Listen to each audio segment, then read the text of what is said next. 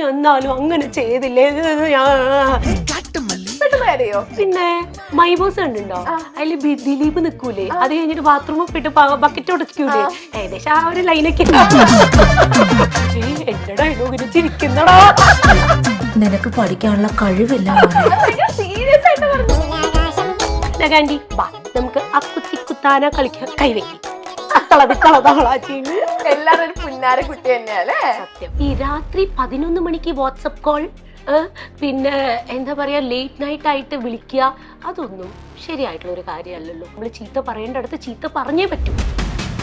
Okay, ഒരു തെറ്റ് ചെയ്ത് കഴിഞ്ഞാൽ പിടിക്കപ്പെടും, അതിന് നല്ലൊരു ശിക്ഷ കിട്ടുന്നുണ്ടെങ്കിൽ നമ്മൾ ആ തെറ്റ് ചെയ്യാൻ കുറച്ചൊന്നും മടിക്കും അല്ലേ. പണ്ട് നമ്മൾ സ്കൂളിൽ പഠിക്കുമ്പോൾ അയ്യോ ആ ടീച്ചറെ ഇന്ന് ചുട്ടട്ടി കിട്ടുട്ടോ, അതാണ് നമ്മളെ നല്ല രീതിയിലേക്ക് പോകാനുള്ളത്. പക്ഷെ ഇന്നിപ്പോ അടിയില്ല. എമ്പുരാനില് ചേച്ചി ഉണ്ട് എന്ന് നമ്മൾ ഇങ്ങനെ കേട്ടു. എന്നെ இந்த மாதிரி கேள்வியெல்லாம் கேக்குறீங்க? ப்ரொடியூசர் தந்த क्वेश्चन தான். எனக்கு தெரிய வேண்டாம், எனக்கு முடியாது, எனக்கு இது பிடிக்கல, இத delete பண்ணுங்க, அதர்வைஸ் நான் இங்க இருந்து எழுந்திருச்சு போவேன், அவ்வளவுதான். ப்ரொடியூசர் தான क्वेश्चन நமக்கு. நான் இங்க வரதுக்கு முன்னாடியே நான் சொன்னேன் இந்த மாதிரி முடியாதுன்னு. பின்ன என்ன இப்படி எல்லாம் கேக்குறீங்க? ഹാർവിയോറ the exclusive collection of adenium plants. ഇനി നിങ്ങളുടെ വീടിന്റെ അകത്തളങ്ങളിൽ ഹാർവിയോറ അഡീനിയം പ്ലാന്റ്സ് പുഷ്പിച്ചു നിൽക്കും. വെബ്സൈറ്റ് വഴി ഓർഡർ ചെയ്ത് കഴിഞ്ഞാൽ ഇന്ത്യയിൽ എവിടെയും ഫ്രഷ് ആയി ഞങ്ങൾ അഡീനിയം പ്ലാന്റ് നിങ്ങളുടെ വീട്ടിൽ എത്തിച്ചു തരും. കൂടുതൽ വിവരങ്ങൾക്കായി ഹാർവിയോറ വെബ്സൈറ്റ് സന്ദർശിക്കുക. മൈൽസ്റ്റോൺ മേക്കേഴ്സിന്റെ എല്ലാ പ്രേക്ഷകർക്കും ചക്കംപക്കത്തിലേക്ക് സ്വാഗതം. അപ്പൊ ഇന്ന് ചക്കംപക്കത്തിൽ എന്റെ കൂടെ ജോയിൻ ചെയ്തിട്ടുള്ള നമ്മുടെ മലയാളികൾക്ക് ഒത്തിരി പ്രിയപ്പെട്ട നമ്മുടെ സ്വന്തം കനകാൻഡി. ഹായ്, നമസ്കാരം. നമസ്കാരം. എന്താ വിളിക്കണ്ടേ? കനകാൻഡി എന്ന് വിളിക്കണോ, രോഹിണി ചേച്ചി എന്ന് വിളിക്കണോ, എന്ത് വിളിക്കുന്നത് കേൾക്കാൻ കൂടുതൽ ഇഷ്ടം? എന്താണെങ്കിലും ഓക്കെയാണ്, കനകാൻഡി തന്നെ വിളിച്ചു. ഏറ്റവും കൂടുതൽ ആളുകൾ എന്താ വിളിക്കുന്നത്? എല്ലാവരും ആർക്കും എന്റെ പേര് പോലും ഇപ്പൊ അറിയില്ല. അപ്പൊ അങ്ങനെ വിളിച്ച എല്ലാരും കനകാൻഡി എന്നൊക്കെ പറഞ്ഞ് ഓടി വരുമ്പോ ഭയങ്കര സന്തോഷമായിരിക്കും അല്ലേ? പിന്നല്ലാതെ നമ്മൾ എവിടെ പോയാലും കൊറേ പേര് വരും, കനകാൻഡി, കനകം ചേച്ചി, കനകം എന്നൊക്കെ പറഞ്ഞു വിളിച്ചിട്ട്. അപ്പൊ നമ്മള് 2017 തോന്നുന്നുണ്ട്, കുറേ നാൾ മുന്നേ ആണ് കനകാൻഡിനെ ആദ്യമായിട്ട് കാണുന്നത്. അതിനുശേഷം ഒരു കുറച്ച് നാളത്തെ ബ്രേക്കിന് ശേഷം ഇപ്പതാ എന്താ പറയാ ഭയങ്കര പവർഫുൾ ആയിട്ട്, എന്താ പറയാ ഭയങ്കര ഒരു കംബാക്ക് തന്നെയായിരുന്നു. അപ്പൊ പിന്നീട് ചാനലിൽ നിന്ന് വിളിച്ചപ്പോ ആ ഒരു സന്തോഷമൊക്കെ എങ്ങനെയായിരുന്നു? ഭയങ്കര സന്തോഷം തന്നെയായിരുന്നു. കാരണം ഉപ്പുമുളകും അന്നും ഇന്നും നമുക്കൊരു പാഷൻ തന്നെയാണ്. അതിലിപ്പോ നമ്മൾ ഒരു എപ്പിസോഡ്, ഒരൊറ്റ എപ്പിസോഡ് ചെയ്താൽ പോലും അതിന് കിട്ടുന്ന ഒരു റീച്ച് എന്ന് പറയുന്നത് ഭയങ്കര വലുതാണ്. അപ്പൊ ഇത്തവണ സീസൺ 3 കണ്ണൻ ചേട്ടൻ വിളിച്ചു, ഇങ്ങനെ രോഹിണി ചെയ്യാൻ പറ്റുമോ, എങ്ങനെയാണ് എന്ന് പറയുമ്പോൾ പിന്നെന്താ ചാനലിന് കണ്ണൻ ചേട്ടൻ വിളിച്ചു കഴിഞ്ഞാൽ ഒന്നും പറയാനില്ലല്ലോ. അപ്പൊ അങ്ങനെ ജോയിൻ ചെയ്തു. ഉപ്പുമുളകിന്റെ ലൊക്കേഷനിൽ ഇവരെയൊക്കെ കാണാൻ വേണ്ടി പോയി, അങ്ങനെയാണല്ലേ ഉപ്പുമുളകിലെ കനകമായി മാറിയത്. ആ ഒരു ഇതെങ്ങനെയായിരുന്നു? അതൊരു എന്താ പറയാ വല്ലാത്തൊരു മൂമെന്റ് തന്നെയായിരുന്നു. ഞാൻ നിങ്ങൾക്കൊക്കെ ഇഷ്ടമുള്ള പോലെ തന്നെ എനിക്കും കേശുവിനെയും ശിവനെയും ലച്ചുവിനെയും മുടിയനെയും ഒക്കെ ഭയങ്കര ഇഷ്ടമാണ്. അപ്പൊ എനിക്ക് അവരെ ഒന്ന് കാണണം എന്നുള്ളൊരു ആഗ്രഹം ഉണ്ടായിരുന്നു. അപ്പം നമ്മള് ചക്കപ്പഴം എന്ന് പറഞ്ഞിട്ടുള്ള ഒരു ഷോർട്ട് മൂവിയില് അൽസൂന്റെ അമ്മയായിട്ട് ചെയ്യാനുള്ള ഒരു ഭാഗ്യം ഉണ്ടായി. അവിടെ നിന്നാണ് അൽസൂന്റെ അമ്മ എന്നെ കണ്ടിട്ട് മറ്റേ ഒന്ന് ചക്കപ്പഴത്തിൽ ഞങ്ങൾ ഇങ്ങനെ ഒരു ക്യാരക്ടർ വെയിറ്റ് ചെയ്തിരിക്കുകയാണ്, കുറെ പേര് ഓഡീഷൻ കഴിഞ്ഞിട്ടുണ്ട്, ഒന്ന് വരുമോ രോഹിണി എന്നോ അങ്ങനെ ചോദിച്ചു. അങ്ങനെ ഞങ്ങൾ ചെന്നു. അപ്പം ഉണ്ണികൃഷ്ണൻ സാറും ഉണ്ടായിരുന്നു. അപ്പൊ സാറ് പറഞ്ഞു തമിഴ് അറിയോ അങ്ങനെ ചോദിച്ചു. ആ അറിയാം, പിന്നെ ചെന്നൈ തമിഴ് പറയോ, അതും പറയാം. അങ്ങനെ ഓക്കെ അപ്പൊ ശരി എന്നൊക്കെ പറഞ്ഞു വിട്ടു. പിന്നെയാണ് അറിയുന്നത് മറ്റന്നാൾ മുതൽ ഷൂട്ടിന് വരുന്നേ. അപ്പൊ ഭയങ്കര സന്തോഷായല്ലേ? അതൊരു വല്ലാത്ത മൊമെന്റ് ആണ് കേട്ടോ. നമ്മള് ഈ മക്കളെ കാണാൻ വേണ്ടി പോവാ, എന്നിട്ട് അവിടുന്ന് നമ്മൾ സെലക്ട് ആവുക. അയ്യോ പിന്നീട് കയ്യും കാലും പറിച്ചു കേട്ടോ. വലിയ അഭിനയിക്കാനൊന്നും അറിയാത്ത ഒരാള് എങ്ങനെയാണ് ഇത്രയും ലെജൻസിന്റെ കൂടെ പോയി നിക്കുക? കയ്യും കാലും പറിക്കൂലേ? അപ്പൊ ഫസ്റ്റ് ഡേ ഷൂട്ടിന് പോയപ്പോ എന്തെങ്കിലും തെറ്റോ അല്ലെങ്കിൽ എത്ര ടേക്കൊക്കെ പോയി? കുറച്ച് ടേക്കൊക്കെ പോയിട്ടുണ്ട്. പിന്നെ ഇവര് എനിക്ക് തോന്നുന്നു കൂടെയുള്ള ടീം എല്ലാരും മാക്സിമം നമ്മളെ കംഫർട്ടബിൾ ആക്കുന്ന ആൾക്കാരാണ്. ഡെഫിനറ്റ്ലി അവിടെയുള്ള ഓരോ ആൾക്കാരും ഓക്കെ. ഇപ്പോൾ നമുക്ക് ആരാണോ നമ്മൾ എൻട്രി ചെയ്യുന്ന കോസ്റ്റ്യൂമർ ആണെങ്കിലും മറ്റേ കണ്ണൻ ചേട്ടനാണെങ്കിലും നമ്മുടെ ക്യാമറ ടീം ആണെങ്കിലും അവിടെയുള്ള ഓരോരുത്തരും എസ്പെഷ്യലി ഡയറക്ടറും നമുക്ക് അതായത് ചെയ്യാനുള്ള ഒരു സ്പേസ് നമുക്ക് അവിടെ തരും. അപ്പൊ നമ്മുടെ ഷോയുടെ പേര് എന്ന് പറഞ്ഞാൽ ചക്കം പക്കം എന്നാണ്. ഞാനിപ്പോ ഇൻട്രോയിൽ പറഞ്ഞല്ലോ. അപ്പൊ ചക്കം എന്ന് പറഞ്ഞാൽ കുറച്ച് സ്റ്റേറ്റ്മെന്റ്സ് ആണ്, പക്കം എന്ന് പറഞ്ഞാൽ കുറച്ച് ടാസ്കുകളാണ്. ഇതൊരു ഫൺ ഇന്റർവ്യൂ ആണ്. അപ്പൊ ഞാൻ കുറച്ച് സ്റ്റേറ്റ്മെന്റ്സ് വായിക്കുമ്പോൾ യെസ് ആണെങ്കിൽ ഇതിനകത്തുനിന്ന് ഒരു സിപ്പ് കുടിക്കണം, ഓക്കെ, നോ ആണെങ്കിൽ you will get a punishment. അമ്മേ okay. Task simple, very simple task. Okay, start ചെയ്യാം നമുക്ക്. അപ്പൊ നമ്മുടെ കനകാന്റിക്കുള്ള ഫസ്റ്റ് ചെക്കപ്പ്. ഓക്കെ, മറ്റുള്ളവരെ അന്ധമായി വിശ്വസിക്കുന്ന സ്വഭാവമാണ് സ്വന്തം വ്യക്തിത്വത്തിൽ കുറച്ചെങ്കിലും ഓവറായി പോയിട്ടുള്ളത് എന്ന് തോന്നിയിട്ടുണ്ട്. വേഗം കുടിക്കട്ടെ എന്നൊക്കെ. സത്യം. ആരെങ്കിലും ഭയങ്കരമായിട്ട് വിശ്വസിച്ചിട്ട് എപ്പോഴെങ്കിലും പണി കിട്ടിയിട്ടുള്ള അങ്ങനെ എന്തെങ്കിലുമൊക്കെ ഉണ്ടായിട്ടുണ്ടോ? അങ്ങനെയല്ല, നമ്മൾ ഭയങ്കരമായിട്ട് വിശ്വസിക്കും, പക്ഷെ നമുക്കൊരു നെഗറ്റീവ് ഇമ്പാക്റ്റ് വരുമ്പോൾ വല്ലാതെ അത് വിഷമിക്കും. നമുക്കൊരു പണി കിട്ടുന്നതല്ല, അത് നമ്മൾ ഇമോഷണലി വല്ലാതെ നമ്മൾ അവരുടെ അടുത്തുനിന്ന് അത്രയും എക്സ്പെക്ട് ചെയ്യില്ല. അപ്പൊ നമ്മൾ ഈ പറയുന്ന പോലെ ഞാൻ ഇപ്പൊ മോനെയും പഠിപ്പിക്കുന്ന അതാ, മോനെ ഒരുപാട് അങ്ങോട്ട് വിശ്വസിക്കരുത്. ഓക്കെ, പിന്നെ അപ്പൊ എന്നാ നമുക്ക് എല്ലാം ഫേസ് ചെയ്യാൻ പറ്റും. അതർവൈസ് കുറച്ച് ബുദ്ധിമുട്ടായിരിക്കും. എല്ലായിടത്തും ഒരു ലിമിറ്റ് വെക്കണം അല്ലേ? Okay okay okay. എന്റെ പ്രിൻസിപ്പൾ ആണ്, തെറ്റാവാം. അല്ലല്ല, ലൈക്ക് അങ്ങനെയാണ്.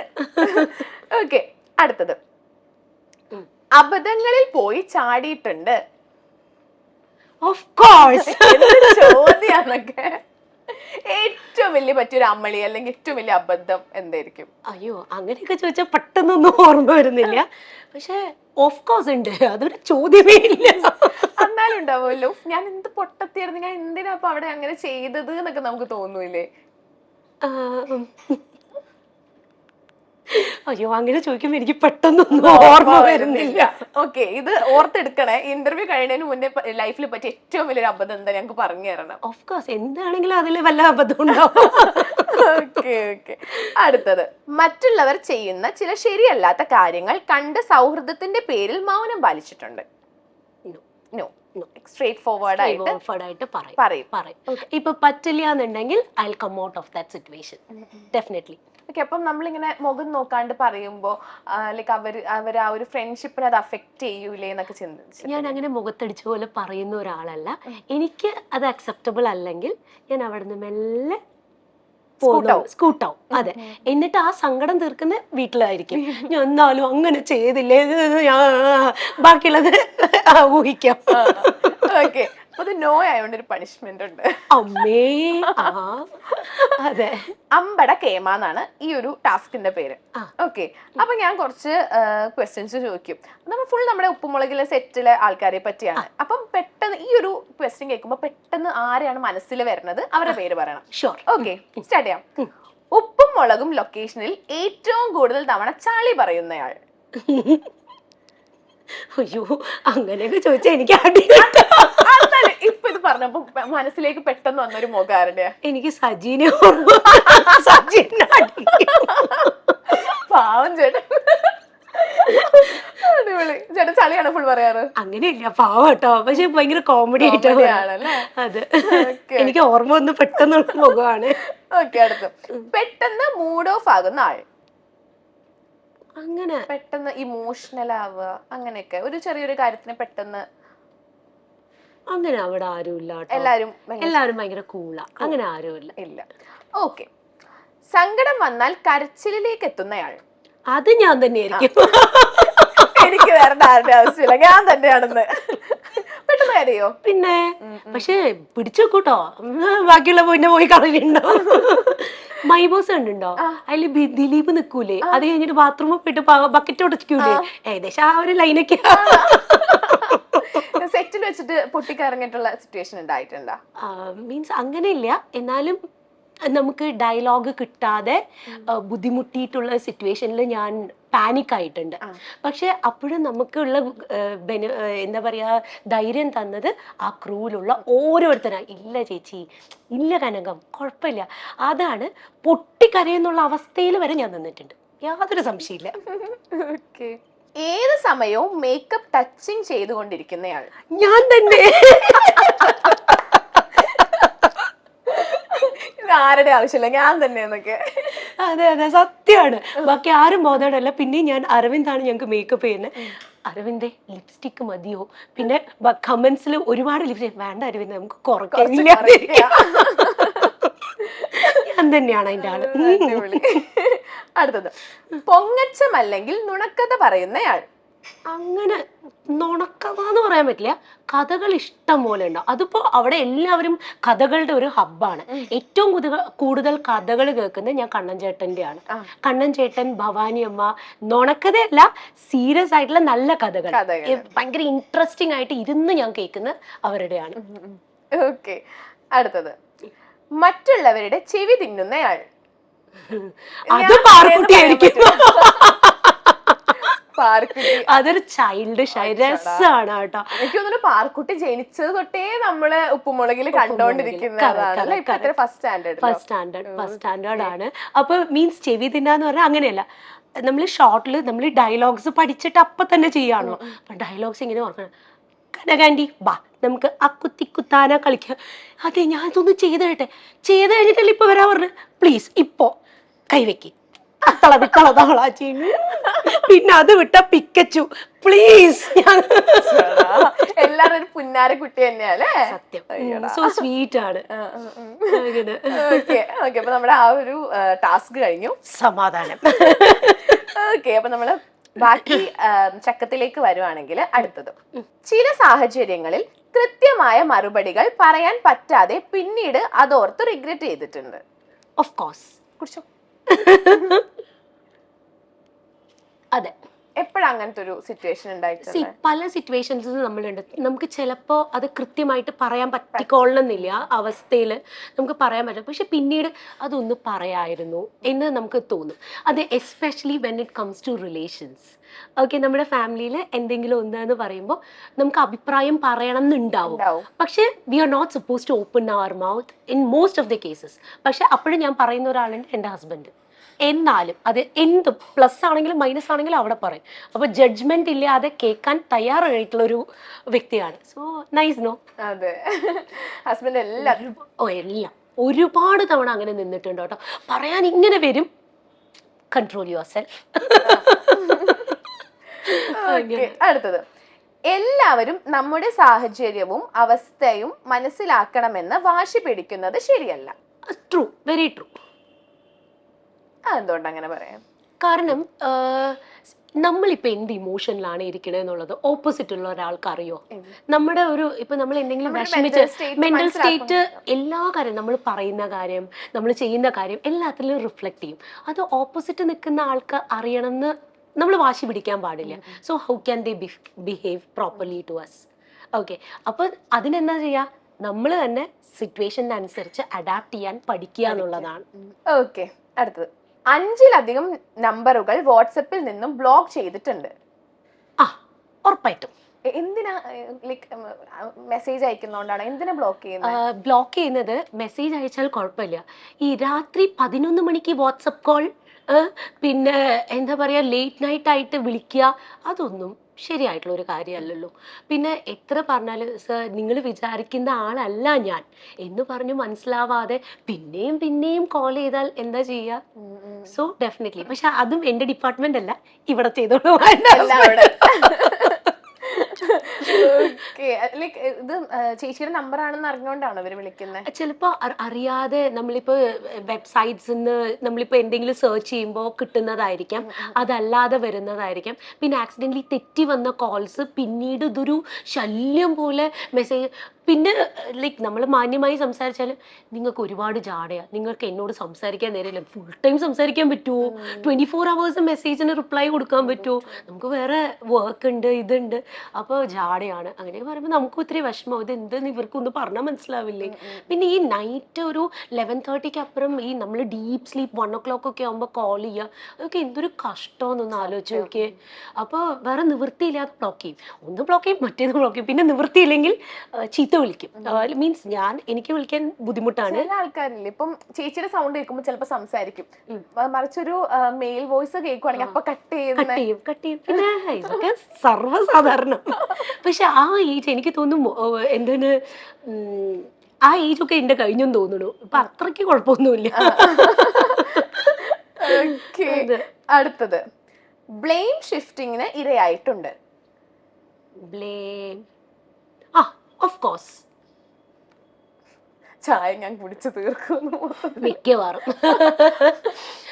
അത് എസ്പെഷ്യലി ഇപ്പോൾ നമ്മൾ സ്കൂൾ ടൈം അങ്ങനെയൊക്കെ വരുമ്പോൾ എന്തെങ്കിലും ഒരു കാര്യം ഒരു പ്രോജക്റ്റ് അങ്ങനെയൊക്കെ വരുന്ന സമയത്ത് നീ കാരണമാണത് അപ്പോൾ അങ്ങനത്തെ ഓഫ് കോഴ്സ് കുറേ കാര്യങ്ങൾ ഉണ്ടാവാറുണ്ട്.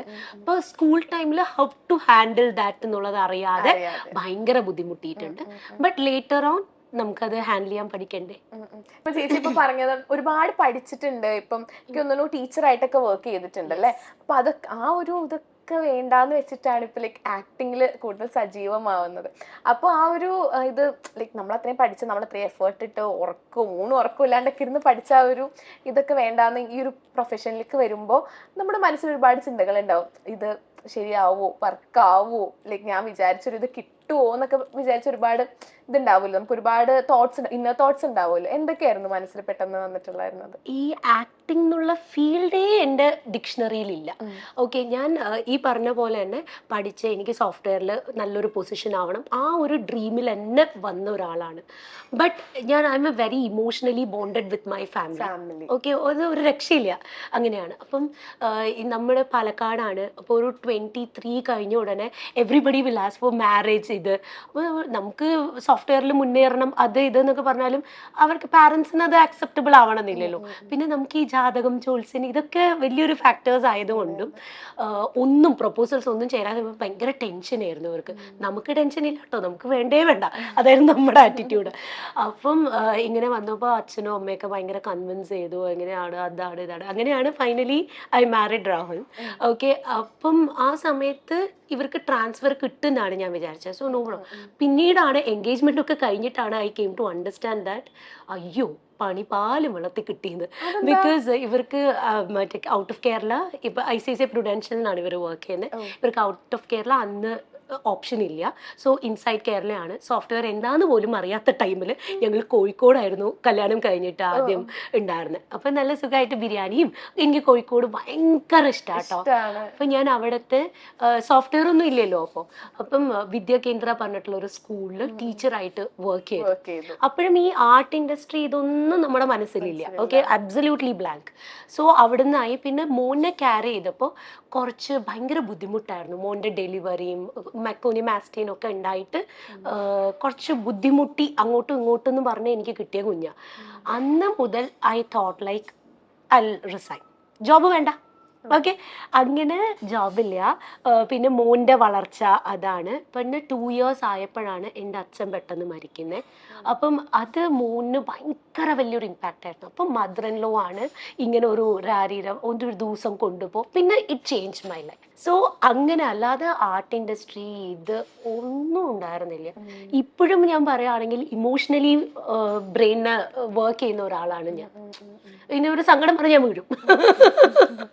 മോനായിട്ട് ഒരുപാട് അറ്റാച്ച്ഡ് ആണ്. ഇപ്പൊ ചേച്ചി റീസെന്റ് കൊടുത്തൊരു ഇന്റർവ്യൂല് കണ്ടിട്ടുണ്ടായിരുന്നു, മോനെ സ്കൂളിൽ വിടാൻ പേടിയാവുക എന്നൊക്കെ പറഞ്ഞു. മേ ബി അത് ഇപ്പോഴത്തെ ഒരുപാട് നമ്മൾ റീസെന്റ് നടക്കുന്ന ഒരുപാട് ഇൻസിഡൻസ് കണ്ടിട്ടുണ്ടായിരിക്കും. അപ്പൊ ചേച്ചിക്ക് അതിനെപ്പറ്റി ചേച്ചിയുടെ പെർസ്പെക്റ്റീവിൽ എന്താ പറയാനുള്ളത്? സത്യം പറഞ്ഞാൽ അത് നമ്മൾ കുറച്ച് സീരിയസ് ആയിട്ട് പറയേണ്ടി വരും. നമുക്ക് എത്ര മക്കളാണെങ്കിലും ഇപ്പോഴത്തെ നമ്മൾ പേപ്പർ ന്യൂസും ഇതൊക്കെ കാണുമ്പോൾ നമുക്ക് വല്ലാതെ പേടി തോന്നും. അപ്പം നമ്മൾ കുഞ്ഞുങ്ങളെ എന്താ പറഞ്ഞു കൊടുക്കുക, മോനെ തെറ്റ് കണ്ട അത് പറയണം എന്നായിരുന്നു ഞാൻ പഠിപ്പിച്ചത്. ഏറ്റവും വലിയൊരു അബദ്ധം ഇപ്പോൾ ചെയ്തത് അതാ. ഇക്കാലത്ത് നമ്മൾ ഒരാളെ എന്തെങ്കിലും ഒരു ചെയ്ത് കഴിഞ്ഞ് തിരിച്ചു പറഞ്ഞു കഴിഞ്ഞാൽ എന്തായിരിക്കും അവരുടെ റെസ്പോൺസ്? എന്ത് ചെയ്യുന്ന പ്രിഡിക്റ്റബിൾ ആണോ? അല്ല. അപ്പോൾ മോനെ റിയാക്ട് ചെയ്യരുത്. ഇത്രയും കാലം പഠിപ്പിച്ച ഒരു സാധനം റിയാക്ട് ചെയ്യരുതെന്ന് പറഞ്ഞാൽ പെട്ടെന്ന് മനസ്സിലാവില്ലല്ലോ. അപ്പോൾ അതിൻ്റെതായ ബുദ്ധിമുട്ടുകൾ ഉണ്ടാവും. ഒരു പിയർ പ്രഷർ, ഇപ്പോൾ 8th സ്റ്റാൻഡേർഡ് ആയി, അപ്പം അതിൻ്റെതായിട്ടുള്ള ഒരു ബുദ്ധിമുട്ട്. പിന്നെ ലൈക്ക് നമുക്ക് ഇപ്പോഴത്തെ ഒരു റൂള് പ്രകാരം ആർക്കും സ്ട്രിക്റ്റ് ആവാനും ഒന്നും പറ്റില്ലല്ലോ. സോ വാട്ട് എവർ ഹാപ്പൻസ് അങ്ങനെ വരികയല്ലേ. അപ്പം നമുക്കും പേടിയാണ്, ദൈവമേ ആരെങ്കിലും ഇനി എന്തെങ്കിലും പറഞ്ഞ് എന്തെങ്കിലും ചെയ്യുമോ, ആ ഒരു ടെൻഷനൊക്കെ ഉണ്ട്. അങ്ങനെയാണ് സ്കൂളിൽ ഇപ്പോൾ വിടുന്നത്. മീൻസ് അങ്ങനെയല്ല, അവർ നല്ലോണം പ്രൊട്ടക്ട് ചെയ്യും. ബട്ട് ഉള്ളിൻ്റെ ഉള്ളിൽ നമുക്ക് ഈ പുറത്ത് നടക്കുന്ന കാര്യങ്ങൾ അറിയുമ്പോൾ ആസ് എ മദർ നല്ല മടിയുണ്ട്. അതെ, അല്ല ഇപ്പൊ മിക്ക പാരന്റ്സും ഫേസ് ചെയ്യുന്ന ഒരു ഇതാണ്. കാരണം ഇപ്പൊ ഒരുപാട് ഇൻസിഡൻസ് നമ്മൾ കാണുന്നു, ലൈക്ക് കുത്തിക്കൊല്ലുന്നു, സ്വയം സൂയിസൈഡ് ചെയ്യുന്നു. കാരണം അച്ഛന്മാർക്ക് പിന്നെ അവര് വർക്കിന് പോകുന്നോണ്ട് അത്രയും ഇതല്ല, പക്ഷെ അമ്മമാരുടെ ഉള്ളിലായിരിക്കും ശരിക്കും അതിന്റെ ആ ഒരു തീ ഉള്ളത് അല്ലേ? സത്യമാണ്. കാരണം എനിക്ക് എൻ്റെ ഒരു പേഴ്സണൽ ഒപ്പീനിയൻ എന്താ വെച്ചാൽ നമുക്ക് റൂൾസ് കുറച്ചുകൂടെ സ്ട്രിക്റ്റ് ആവണം. ഓക്കെ, ഒരു തെറ്റ് ചെയ്ത് കഴിഞ്ഞാൽ പിടിക്കപ്പെടും, അതിന് നല്ലൊരു ശിക്ഷ കിട്ടുന്നുണ്ടെങ്കിൽ നമ്മൾ ആ തെറ്റ് ചെയ്യാൻ കുറച്ചൊന്നും മടിക്കും അല്ലേ? പണ്ട് നമ്മൾ സ്കൂളിൽ പഠിക്കുമ്പോൾ അയ്യോ ആ ടീച്ചറെ ഇന്ന് ചുട്ടട്ടി ഇട്ടുട്ടോ, അതാണ് നമ്മളെ നല്ല രീതിയിലേക്ക് പോകാനുള്ളത്. പക്ഷെ ഇന്നിപ്പോൾ അടിയില്ല. ഇപ്പോൾ ഒരു റൂള് വന്നിട്ടുണ്ടെന്ന് തോന്നുന്നു, ഒരു ചെറിയ മാറ്റം. മീൻസ് അടിക്കാം, വടിയെടുക്കാം എന്നൊക്കെ ഹൈക്കോടതി പറഞ്ഞു എന്നുള്ളത് ഞാൻ മിഞ്ഞാന്ന് വായിച്ചിട്ടുണ്ടായിരുന്നു. ബട്ട് എന്നാൽ കൂടെ നമുക്ക് ആ സ്ട്രിക്ട്നെസ് ഇല്ലാതെ ആവുമ്പോൾ എന്ത് സംഭവിക്കുന്നു? നീ ആരാ ചോദിക്കാൻ, എനിക്ക് എന്തും ചെയ്യാം, ആ ഒരു ആറ്റിറ്റ്യൂഡ് വന്നാൽ പോയില്ലേ? അതും കുഞ്ഞി കുട്ടികളാ, ഒരു 15 years വരെ അറിഞ്ഞുകൊണ്ടായിരിക്കില്ലല്ലോ ചെയ്യാം, പ്രൊവോക്ഡ് ആയിട്ട് ചെയ്യുന്നതായിരിക്കില്ലേ. ചെയ്ത് കഴിഞ്ഞിട്ട് എന്തെങ്കിലും പറഞ്ഞിട്ട് വല്ല കാര്യമുണ്ടോ? നമ്മൾ ആരെ പറയും? ഇപ്പോഴത്തെ കുട്ടികൾക്ക് ടീച്ചേഴ്സിനെ പോലും പേടിയില്ലാന്ന് തോന്നുന്നുണ്ട്. കാരണം എന്താ വെച്ചാൽ ടീച്ചേഴ്സിന് സ്ട്രിക്റ്റ് ആവാൻ പറ്റില്ലല്ലോ. സ്ട്രിക്റ്റ് ആയി കഴിഞ്ഞാൽ അപ്പോൾ പോലീസ് സ്റ്റേഷനിലോ കോടതിയിലൊക്കെ കയറേണ്ടി വരും. സോ അവർ നിസ്സഹായരാ. നമുക്ക് as a teacher, I was working as a ടീച്ചറിനോ, അതുകൊണ്ട് നമുക്കറിയാം എങ്ങനെയാണ് നമ്മൾ ചീത്ത പറയേണ്ടടുത്ത് ചീത്ത പറഞ്ഞേ പറ്റൂ. പക്ഷേ നിവൃത്തിയില്ല. അപ്പൊ ആ ഒരു സിറ്റുവേഷൻ ഭയങ്കര ബുദ്ധിമുട്ടാണ്. ശരിക്കും പറഞ്ഞാൽ ആ റൂള് മാറി ചീത്ത പറയേണ്ടടുത്ത് ചീത്ത പറയണം. അപ്പോഴേ ആ കുട്ടികൾക്ക് ആ തെറ്റ് മനസ്സിലാവുള്ളൂ. മനഃപൂർവ്വം ചിലർ നമ്മളെ കെണിയിൽ പെടുത്തിയിട്ടുണ്ട്. ഇല്ല, അങ്ങനെ വന്നിട്ട് താങ്ക് ഗോഡ് ഇതുവരെ വന്നിട്ടില്ല. ചേച്ചി കുറച്ചും കൂടെ ഒന്ന് നോക്കിയിട്ടാണ് സർക്കിൾ ചൂസ് ചെയ്യുന്നത് അല്ലെ? കൂടെയുള്ള ആൾക്കാരെ ഉള്ളിൽ ഒരു പേടി എല്ലാത്തിലും ഉണ്ടാവും, അതുകൊണ്ടായിരിക്കും. അപ്പം അത് നോയായോണ്ട് ഒരു പണിഷ്മെന്റ് ഉണ്ട്. പറയൂ. ഓക്കെ, ഇതൊരു ആക്ടിങ് സെഗ്മെന്റ് ആണ്, തമിഴിലുള്ള ആക്ടിങ് ആണ്. എന്താന്ന് വെച്ചാൽ ഈ ഇന്റർവ്യൂ ടെലികാസ്റ്റ് ചെയ്യരുതെന്ന് തമിഴില് പറയണം. തമിഴില് ലൈക്ക് ആ ഒരു ആക്ടിങ്, ആ ഒരു സിറ്റുവേഷൻ ക്രിയേറ്റ് ചെയ്യണം. ഈ ഇന്റർവ്യൂ டெலிகாஸ்ட் செய்யறது. என்ன இந்த மாதிரி கேள்வி எல்லாம் கேக்குறீங்க? நான் சொன்னேன்ல முதல்லயே இந்த மாதிரி கேள்வி கேட்க கூடாதுன்னு. பின்ன ஏன் கேட்டீங்க? அம்மா ചെറിയ மிஸ்டேக் பண்ண. என்ன மிஸ்டேக்? அது சொல்லிட்டு தானே நான் இங்க வந்தேன். ப்ரொடியூசர் தந்த क्वेश्चन தான் எனக்கு தெரிய வேண்டாம், எனக்கு முடியாது, எனக்கு இது பிடிக்கல, இத delete பண்ணுங்க, otherwise நான் இங்க இருந்து எழுந்திருச்சு போவேன், அவ்வளவுதான். ப்ரொடியூசர் தானே क्वेश्चन தந்தக்கு, எனக்கு അറിയത്തില്ല. நான் இங்க வரதுக்கு முன்னாடியே நான் சொன்னேன் இந்த மாதிரி முடியாதுன்னு. பின்ன என்ன இப்படி எல்லாம் கேக்குறீங்க? சேனல் தந்த क्वेश्चन தான், அது எனக்கு தெரிய வேண்டாம். ஐயோ എനിക്ക് തമിഴ് അറിയത്തില്ല. പാവം പറിച്ചു പോയി. അയ്യോ, കിട്ടിയോ? വേണ്ട സാധനം കിട്ടിയില്ലേ? ഇങ്ങനെയാണ് this is how we work in Uppumulak also. ഇതുപോലെ ഇങ്ങനെ അത് കഴിഞ്ഞ് ഇമ്മീഡിയറ്റ്ലി നമ്മൾ ചിരിക്കും. നൈസ് നോ, ഞങ്ങളുടെ അവിടെ വരണം തോന്നുന്നില്ലേ? ഒരു വൈബ് സെറ്റ് ആയിരിക്കും അല്ലേ എല്ലാവരും കൂടെ കൂടുമ്പോ. കാരണം നമ്മൾ അപ്പ സ്ക്രിപ്റ്റ് പഠിച്ച് അപ്പ ചെയ്യുന്ന, നമുക്ക് എന്താ ചെയ്യുന്നതെന്ന് പോലും അറിയില്ല. അതും ഇപ്പൊ ഡിഫറെന്റ് ആയിട്ടുള്ള ഇങ്ങനെ കണ്ടുണ്ടോന്നറിയില്ല, നമ്മുടെ മധുര മീനാക്ഷി അമ്മയായിട്ട് ചെയ്യാൻ പറ്റി. അപ്പം അതുവരെയും തമിഴ് പറഞ്ഞിരുന്ന ഒരാള് പെട്ടെന്ന് മധുര മീനാക്ഷി അമ്മയായപ്പോ മലയാളം പറയും. ഓക്കെ, അപ്പൊ പാറക്കുട്ടി എന്നോട് ചോദിക്കും, മലയാളം അറിയോ? മലയാളം മറ്റുമില്ല, ഉലകത്തിലെ എല്ലാ ഭാഷയും തരും, പാൻ യൂണിവേഴ്സ് എന്നൊക്കെ പറയുന്നുണ്ട്. അങ്ങനെയാണെങ്കിൽ പാർക്കുട്ടി, അങ്ങനെയാണെങ്കിൽ സ്പാനിഷ് പറയോ? മീൻസ് ഔട്ട് ഓഫ് സ്പാനിഷ് പറഞ്ഞ ആന്റി, സ്പാനിഷ് ഒന്നും പറയാൻ പറ്റില്ല, പറഞ്ഞു. നമ്മളിപ്പോ ചേച്ചിയുടെ സീരിയലിലെ വിശേഷങ്ങൾ, ഉപ്പുമുളകിലെ വിശേഷങ്ങളൊക്കെ പറഞ്ഞു. നമുക്കിനി അറിയേണ്ട ചേച്ചിയുടെ സിനിമയിലത്തെ വിശേഷങ്ങളൊക്കെയാണ്. അപ്പൊ വാഴയിലത്തെ എനിക്ക് തോന്നുന്നു വാഴ ലാസ്റ്റ് മിനിറ്റ് കാസ്റ്റിംഗ് ആണ്, തലേ ദിവസമാണ് അല്ലേ? അപ്പൊ ആ ഒരു മൂവി ഭയങ്കര സൂപ്പർ ഹിറ്റ് മൂവി, യങ്സ്റ്റേഴ്സിനൊക്കെ ഒരുപാട് ഇഷ്ടപ്പെട്ട മൂവിയാണ്. അപ്പൊ അതിനകത്തേക്ക് ആ മൂവി ഇത്രയും എന്താ പറയാ, ആ ഒരു ക്യാരക്ടറിന് ഇത്രയും അപ്രിസിയേഷൻ കിട്ടും, ഈ മൂവി ഇത്രയും ആൾക്കാർ ഇത്രയും ഏറ്റെടുക്കും എന്നൊക്കെ തോന്നിയിട്ടുണ്ടായിരുന്നോ? സ്വപ്നത്തിൽ പോലും വിചാരിച്ചിട്ടില്ല. അതാണ് അതിന്റെ ആൻസർ. ഓക്കെ, കാരണം ഇതിന്റെ വാഴയുടെ പ്രീമിയർ ഷോന് നമ്മളെ വിളിച്ചതാണ്. എനിക്ക് പോവാനുള്ള ധൈര്യം ഉണ്ടായിരുന്നില്ല പറഞ്ഞ, വിശ്വസിക്കുമോ? കാരണം എന്താ വെച്ചാ ഇപ്പൊ ജോമോനൊക്കെ ഭയങ്കര നല്ല, എല്ലാവരും അതിലെ ഭയങ്കര നല്ല, അതിന്റെ കൂട്ടത്തിൽ ഞാൻ പോയിട്ട് വല്ലതും കുളമാക്കോ? In fact it's my first experience to go for a premiere show. പക്ഷെ അതിനകത്ത് ആ ചേച്ചിയുടെ ആ ഒരു ഹിറ്റ് ഡയലോഗ് ഇല്ല, അതിപ്പോ ചേച്ചി ഭയങ്കര സീരിയസ് ആയിട്ട് പറഞ്ഞു, നിനക്ക് അതിനുള്ള കഴിവില്ലടാ, അത് ഭയങ്കര സീരിയസ് ആയിട്ട് പറഞ്ഞു. പക്ഷെ ആ സമയത്ത് എല്ലാവരും, ഞാനൊക്കെ സിനിമ കാണാൻ വേണ്ടി തിയേറ്ററിലൊക്കെ ഫുൾ കൈയടിയായിരുന്നു. ആ ഒരു ഭയങ്കര അടിപൊളി ഡയലോഗ്. ഡയലോഗ് ഒന്ന് പറയൂ. അയ്യോ, നിനക്ക് പഠിക്കാനുള്ള കഴിവില്ല മോനെ. ഭയങ്കര സീരിയസ് ആയിട്ട് അത് പറയുന്നത്, പക്ഷെ അത് നല്ലൊരു ഭയങ്കര ടഗ്ഗായിരുന്നു അത്. അതെ, ഞാൻ എന്നിട്ട് അതിൻ്റെ സെക്കൻഡ് ഷോനാണ് ഞാൻ പോയിണ്ടായിരുന്നത്. അപ്പോൾ അതിന് തിയേറ്റർ ഫുൾ ഓഫ് ചെയ്യുമ്പോൾ ഞാൻ എൻ്റെ ഹസ്ബൻഡിനോട് മറ്റേ സിനിമയിൽ എന്താ സലീം കുമാർ പറയൂലേ, ഡേ എൻ്റെ ഡയലോഗിന് ചിരിക്കുന്നടാ, അതുപോലെ ഞാനിവരുടെ കൈ പിടിച്ച് തിയേറ്റർ ഫുള്ള് ചിരിക്കുന്നതാ. അപ്പോഴാണ് ഒരു റിഗ്രറ്റ് തോന്നിയത്. നേരത്തെ ചോദിച്ചില്ലേ എപ്പോഴാ റിഗ്രറ്റ് തോന്നിയെന്ന്, അതിന്റെ ആൻസർ ഞാൻ ഇപ്പൊ പറയാം. പ്രീമിയർ ഷോ എല്ലാവരുടെ കൂടെയും കാണായിരുന്നു, എന്റെ റോഹിനി ഇത്രയും മണ്ടിയായി പോയി. ഏറ്റവും വലിയ അബദ്ധം ചിലപ്പോ അതായിരിക്കും അല്ലെ, നമുക്ക് ആൻസർ കിട്ടി. ഞാൻ നേരത്തെ ചോദിച്ചത് ഏറ്റവും വലിയ അബദ്ധത്തിന് ആൻസർ ഇപ്പൊ കിട്ടി. അതെ, അത് കഴിഞ്ഞു. ബിക്കോസ് ജോമോൻ ആ ക്രൂ തന്നെ so close to me. Jomon എന്റെ ഉമ്മയായിട്ടാ ചെയ്തത്. He is so heart warming, ഭയങ്കര അടിപൊളിയാ ജോമോൻ. നമുക്ക് ശരിക്കും തോന്നും അയ്യോ ഇങ്ങനെ ഒരു ബബ്ലി മോൻ പിടിക്കാൻ തോന്നുന്നു.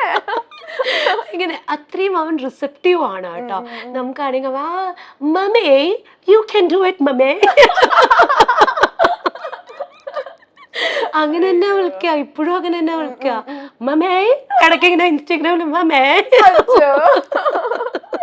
എന്തായി വാഴ 2 വരുമോ? വാഴ 2 വരാം, അതിന്റെ ഷൂട്ട് ഉണ്ട് നടക്കുമ്പോ. വാഴ 2 വരും, ഞാനുണ്ടോന്ന് എനിക്കറിയില്ല. ബട്ട് അതൊക്കെ ഒരു ട്രഷേർഡ് മൂമെന്റ്സ് ആണ്. നോബി ചേട്ടനും മറ്റേ ആനന്ദ് സാറും ബിബിന്ദ്ര സാറ് ഇവരൊക്കെ നമുക്ക് കാണാൻ പറ്റുക. And it was very nice. ആ ക്രൂ തന്നെ അടിപൊളിയായിരുന്നു. ഓക്കെ, അപ്പൊ നമ്മള് എമ്പുരാനില് ചേച്ചി ഉണ്ട് എന്ന് നമ്മൾ ഇങ്ങനെ കേട്ടു. ഇല്ല, ഉണ്ട് ഇല്ല, ചേച്ചിയുടെ ക്യാരക്ടർ പോസ്റ്റർ മാത്രമാണ് ഇറങ്ങാത്തത്. പക്ഷെ ചേച്ചി ഉണ്ട് എമ്പുരാനില്. ഇല്ല, ഇല്ലേ? ഇല്ല. ചേട്ടൻ എന്നോട് പറഞ്ഞ ചേച്ചി എമ്പുരാനിലുണ്ടെന്നാണ്. എന്നാ പിന്നെ എന്തോരം ബാക്കി. ചേച്ചിയാണെങ്കിൽ എമ്പുരാന്റെ ഷൂട്ട് കഴിഞ്ഞിട്ട് ഇപ്പൊ 2 ദിവസം ലീവിന് വേണ്ടി വന്നേക്കാണ്. അപ്പൊ എന്തായാലും നമുക്ക് വേഗം ഇന്റർവ്യൂ എടുക്കണം. അത് കഴിഞ്ഞ പിന്നെ എമ്പുരാൻ ഇറങ്ങി കഴിഞ്ഞാൽ പിന്നെ ചേച്ചിനെ പിടിച്ചാ കിട്ടത്തില്ല എന്നൊക്കെയാ പറഞ്ഞത്. അതെ, ആരെങ്കിലും കേക്കണ്ടോ? ഇനി ഇൻക്ലൂഡ് ചെയ്യാൻ പറ്റില്ലല്ലോ. അയ്യോ, അതൊക്കെ വലിയ വലിയ ഡ്രീംസ്. അപ്പൊ അതൊന്നും ഡ്രീം ചെയ്യാനുള്ള അയ്യോ ധൈര്യമില്ല അപ്പൊ. ചേച്ചി അപ്പം കഴിഞ്ഞ സെഗ്മെന്റ് കഴിഞ്ഞു. അത് കഴിഞ്ഞിട്ട് ഇപ്പൊ അടുത്തൊരു പുതിയ സെഗ്മെന്റിലേക്കാണ് ഞാൻ ചേച്ചിനെ കൂട്ടിക്കൊണ്ട് പോകാൻ പോകുന്നത്. ഇനി അതെന്താണോ? ഈ സെഗ്മെന്റിന്റെ പേരാണ് കൗതുകം ലേശം കൂടുതലാ. ഓക്കെ, കേട്ടിട്ടുണ്ട്. ഓക്കെ, അപ്പൊ ഞാൻ കുറച്ച് ക്വസ്റ്റ്യൻ ചോദിക്കും, അതിന് ആൻസർ ചേച്ചി പറയണം. ഓക്കെ, കാര്യസ്ഥൻ എന്ന സിനിമയിലെ സുരാജിന്റെ കഥാപാത്രം സ്വന്തമായി വാറ്റുന്ന പാനീയത്തിന്റെ പേര്. കാര്യസ്ഥൻ സിനിമ കണ്ടിട്ടുണ്ടോ? പിന്നെ അതിനകത്ത് നമ്മുടെ സുരാജ് ചേട്ടനാണെങ്കിൽ ഒരു മാറ്റൂലോ. അതിന്റെ പേരെന്താ? മൂപ്പര് തന്നെ അതിനകത്ത് ഇടയ്ക്കിടയ്ക്ക് പറയുന്നുണ്ട്. അമ്മേ, അയ്യോ